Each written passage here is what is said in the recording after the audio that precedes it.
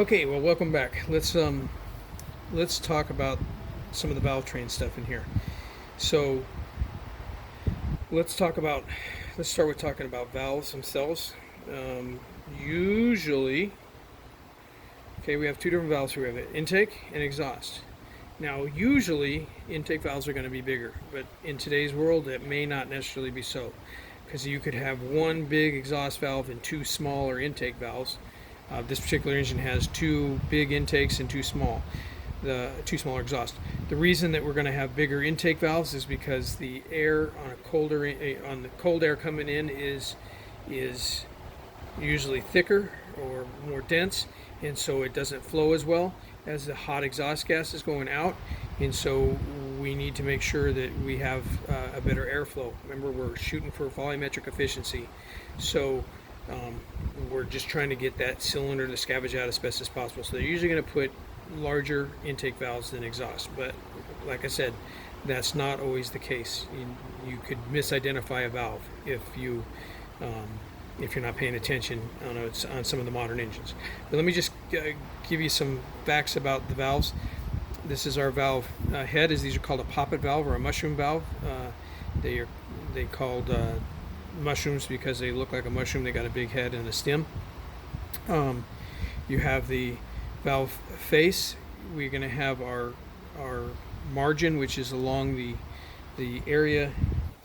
Margin is the area from the edge of the valve where our surface here and the top of the valve, and this margin is important. If that margin is too small,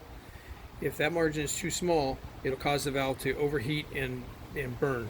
Remember, these valves on a really hot engine, especially on an exhaust valve, on a really heavy pull, these valves could end up being red hot, and so they need to be as robust as possible. So that's a dimension that's important.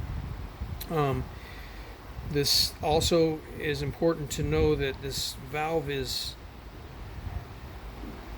has to be made super strong in the fact that the spring sits on here and is trying to hold it into the head and close it with as much strength as it can. As this thing's going up and down and closing and turning red hot, this valve can it's really trying to pull it apart the whole time. Okay, one of the problems these valves have is they'll start to tulip. In other words, see how flat and you can see that how flat that is. But what will happen is this valve can get hot and it'll start to actually tulip, and it'll cause it to sit deeper into the head. Okay, when it does that, you lose your valve clearance, and then the engine will start to misfire. Okay, the other thing that can happen is that valve as it starts to keep trying to work it, it can actually pop off. And here's an example of a valve stem that the head popped off. Okay, once that valve head popped off, it just ate the cylinder up and ate the engine up. Okay, and it's just turned into a big fat disaster. But that is a problem with a valve. Okay, couple ways they cut these the dimensions here. You're going to have a whatever the manufacturer has called out. These particular ones I think are 45 degrees, but whatever they are, that's what the manufacturer has called out for, and we're going to grind them to the specification that they have. Sometimes they're going to cut the seat and the valve itself at about a degree to a degree and a half difference, and so that it's actually going to sit in here with a not all the way on, but what it's going to do is it's going to cause that valve to seat really good up against its top edge on the sealing edge in there, and then it kind of seats itself in. Just different manufacturing techniques and designs, and whatever the manufacturer calls for, that's what you need to cut it as. All right, the other part of this valve is where the keeper sits. It's a groove up on top. This particular valve has one groove, and it just sits right inside there like that, and the keepers hold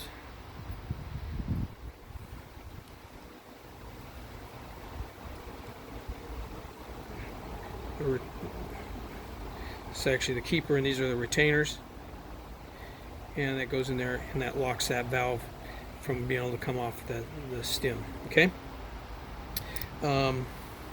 This particular one has 3 grooves, a little stronger spring. Okay. This retainer just sits on the top of the spring and just holds the spring, the valve to the spring. The springs on these, some interesting things you need to know about that is the fact that this installed height, as this thing's installed into the head and crushed down, that is a dimension that is measured. We need to make sure that the right spring is put in there. If the spring is too strong, it can pull the valve apart. It can wear out valves, valve train parts, cam and lifters and stuff like that. If it's too weak, you'll allow the valve to float. If the valve floats, remember at 5,000 RPM, this valve's opening some 50 or 60 times a second. Okay, if that valve doesn't close, if that spring isn't strong enough to close it every time, you could end up floating the valve, and then the valve, you'll have a misfire. At the minimum, you'll have a misfire. At the worst, that valve could make contact with that piston, and then you have a disaster on your hands. So then we have, and you can see this is the bucket lifter, and that bucket lifter pushes directly on that valve stem right there. Okay, and the cam just pushes right on that. Really simple design, a little bit more cumbersome if you have to change this dimension. If this wears out or you have any kind of problem with that, you got to pull the cam in order to make any changes or any adjustments to it, but it's a pretty reliable system. What else we got here? We have these are our valve stem seals. They're a positive seal, and these positive seals sit on they actually snap into the head. I'll bring the head up here in a second, but they snap into the head, and they are the seat for the spring. Okay, this is an aluminum cylinder head, and if we didn't have any kind of a metal seat on this spring, the spring would eat its way into the cylinder head. But this particular one has a metal cap on there so that it pushes against that. The valve sits. See, that's a positive seal on there. Now, as I say, a positive seal, there's actually a small groove inside here that allows a small amount of oil into this onto this valve stem seal. If we didn't put any oil on this valve shaft in here, it would be run dry in the guide, and then it would seize up in the guide, and that's not a good thing. So we got to have a little bit of oil getting inside there. Okay, but if we have too much oil getting in there, if you have it on the exhaust valve, on a D-cell, there's vacuum in the exhaust, it'll suck oil into the exhaust, or if the engine's off, they'll sit and drool oil in, and you can actually see the buildup on the back of this intake valve here, and that's from a little, it's not terrible, but you got a little bit of oil getting into this intake on the back of this intake valve. Okay, it's actually not too bad. But it can get worse, and then it'll burn the valve. Okay. Again, if the dimension, when we set this head up, if we have this bucket too tight up against the camshaft and we hold the valve, ever so slightly open, it's not, it's just at that edge too tight, it'll never be able to cool that valve down, and then you'll end up burning that valve. Remember that the heat from these valves, especially these exhaust valves, every time it closes, we're trying to get the heat off the valve into the larger surface, into the cylinder head. Some heat will be transferred inside to the valve stem here. There's a couple of ways they do that in bigger, heavier applications. They'll make the valves hollow and fill them with sodium, and that sodium-filled valve will help transfer that heat out to the valve stem itself and then into the cylinder head to try to cool the valve down. Sodium-filled valves, if you can't do anything to them, if you grind them or do something like that, they can blow up. They're pretty dangerous, so we don't mess with sodium-filled valves. The other thing, they make these things out of a couple other different kind of materials to try to draw the heat away from the valve as best they can. So let me pull the cylinder head up here and show you a few things on it. Um,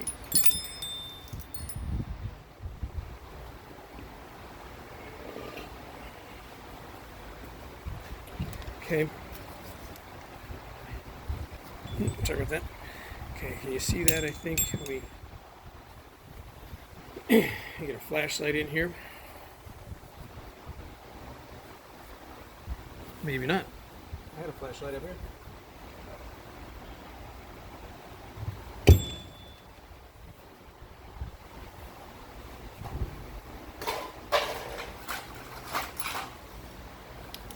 All right.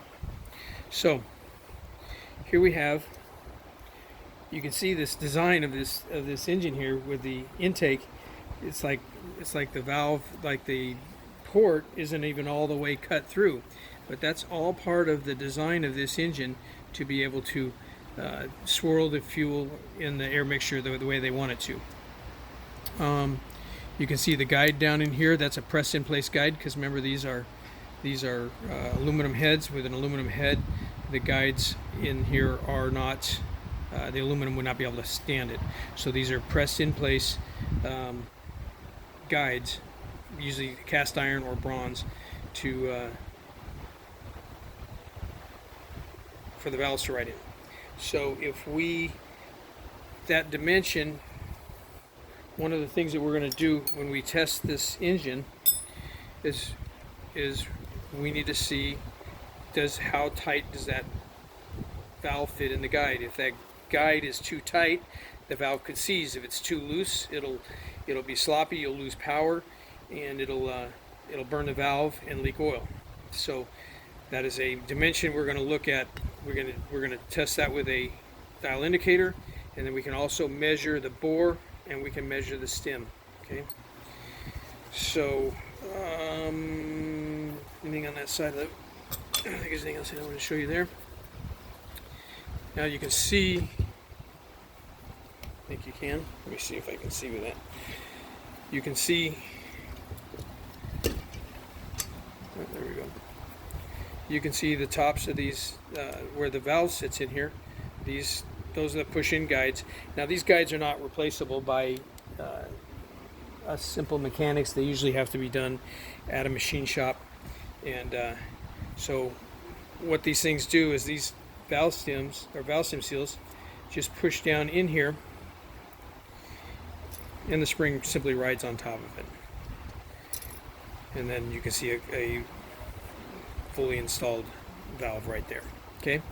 Now we talk about volumetric efficiency and intake runners and stuff, and you can see that these intake ports on these things here are big and straight and cavernous. I'm not sure if you can see that in there. Let me send a light up the top. Okay. But by design, they're just a straight shot. Really, because it's a turbocharged engine, these engines breathe really well. Okay, this is a direct injected engine, and so we have our injector rail that runs along the top in here, and you can see that in the, roll that around again. You can see the injector right there, and that injector is going to squirt